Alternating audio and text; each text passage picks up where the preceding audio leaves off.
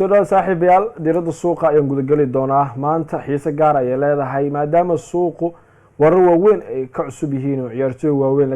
la kala wareegay oo suuqii lagu kala qaatay qaarkoodna ay yihiin kuwa aad loogu dhow yahay balila ay shaqo ay baliso dhow وما ست حسن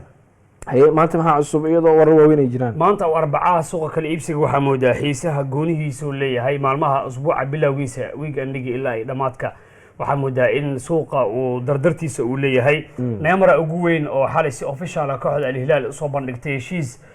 ku fadhiya lacag bilyan dollar ah marka laga reebo lacagaha kale ee kooxda PSG 110 milyan isku dar lacagaha PSG la siiyay imishaarkiisa oo qaali ah kulli kaalis dhaxad wada soo galay ciyaartooyga ugu mishaarka badan marka mishaarkiisa caadiga laakiin gurooyinkii sanadlaha ah Neymar iyo waxa ka mishaar badan Ronaldo iyo Karim Benzema laakiin isagana wuxuu dheer yahay lacaga kale oo gurooyin ah oo marka la fiiriyo si qaas ah kooxda Al Hilal ay u sii doonto waliba kooxdan marka la fiiriyo Xasan waxay ka dhisan tahay magaalada Riyadh iyaga iyo kooxda Al Nassr magaalada Riyadh ay ka wada dhisan yihiin kooxo kale waxa jira ka dhisan Jeddah kooxo kale ka dhisan magaalada yiraahdo Daif oo kooxdan uu ciyaaro Henderson Ittifaq laakiin labadan kooxood dawladda Sacuudi Carabiya si gooni ah u fiirsadaan sixida ugu waaweyn magac ahaan Al Hilal marka hadda Al Hilal koobkii laga qaaday wiigi usbuucan sabtidii ay koobkii ahaa finalkii Ronaldo ay ka qaaday way ka xanaaqeen lacagtii Mbappe waxay ku qarash gareeyeen Neymar soo bandhigidiisa waa la qorsheeyay waxa ugu weynaa soo bandhigis Karim Benzema oo 60,000 taageerayaal ay yimaadeen Itihad kan uu ka badnaan doona Neymar maadaama saameyntiisa gooniya uu wato ninka labaad waay hadda social media ugu shacbiyada balaaran inta Sacuudi Carabiya timid marka Ronaldo laga tago Ronaldo adduunka dhan oo haystaaba iska dhaaf waa qaanad kale ku jira sida darteed marka heshiiskiisa Neymar waxyaabo badan ku jira oo maangala oo qofka bini aadanka aqligiisa aanu qaadan karin oo isleeyahay maxaa mar uu ciyaarto u noqon weysay laakiin waqtigaas uu ku soo dhaafay hadda Neymar waqtigiisa ku jira away fahmeen صدن iyo sano jir ani xiligiigan ku jira wili marka waxa moodaa hadda Neymar lacagtiisa Xasan mishaarka uu qaadanaya waxa ka badan ba lacagaha kale ee qoraal ahaan hadii uu sameeyo u qaadan lahaa halkii boosti oo Sacuudi Carabiya uu soo qoro kaliya 500 oo qaadan doona guul kasta kooxda ay gaarto hadda garoonka uu ku jiro Neymar 80 oo qaadan doona marka waa waxyaabo aan horay kubadda cagta Yurub ugu jirin waa 2 sano labadaas sano bilyan dollar aruusan doona marka heshiiska Neymar waa kan ugu weyn sidoo kale Sacuudi Carabiya waxyaabo kale ugu weyn waxa kamid ah golayihii kooxda kubadda cagta ee Liverpool Alisson Becker ninkii Jarjel kulub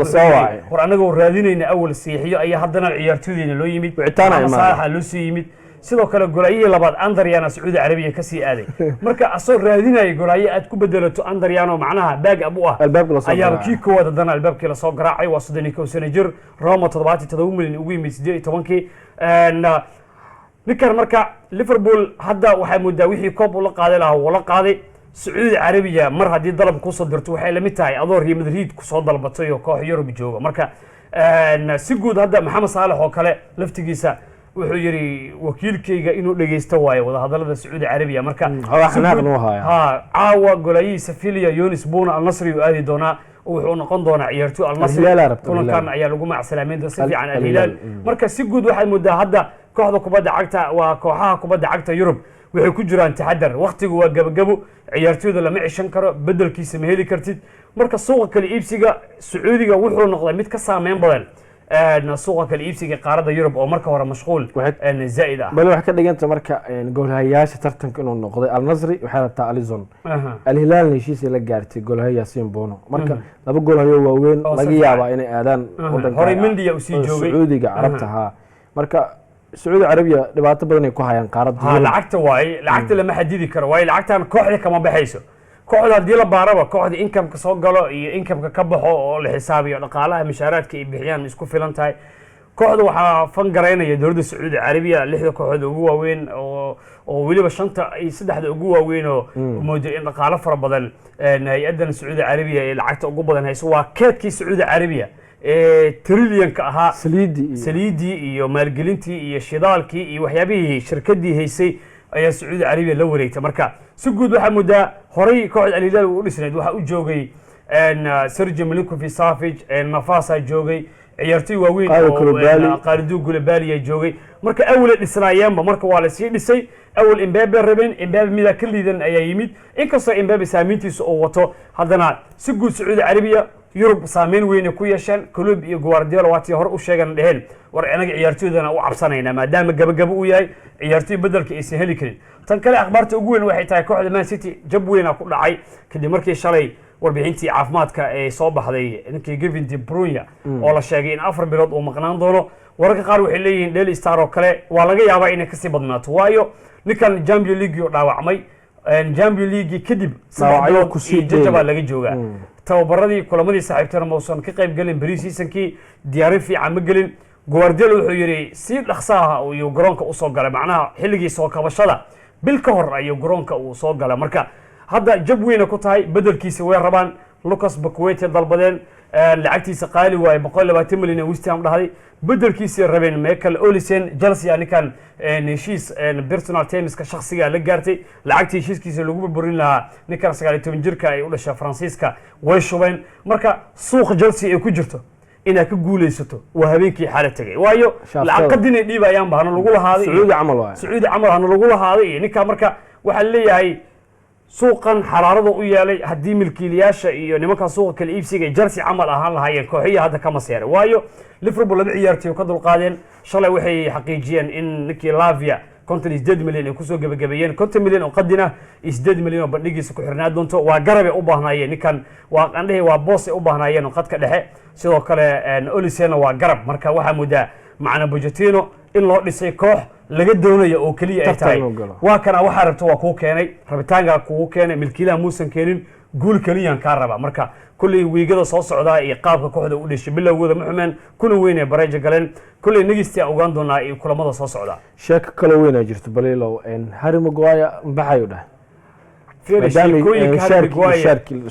Harry Maguire markii hore wax kasta West Ham way wada dhameysteen laakiin Man United iyo West Ham bisa wada dhameysteen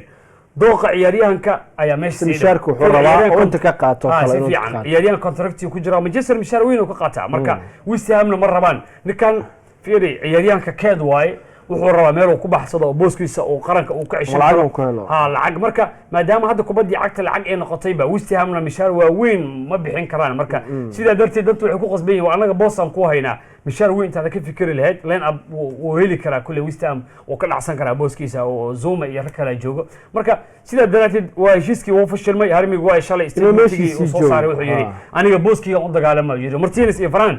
booskood ha dhacsadaan macnaha waxay ka dhigan tahay inuu mishaarkiisa fiirsanayo inuu mishaarkiisa fiirsanayo ninka contract ku jira fiiri adoo ninka keed isaga dhameeya daaragto laakiin ciyaaryahanka xaq wuxuu u leeyahay bixitaan iyo joogitaan ba asii ka go'da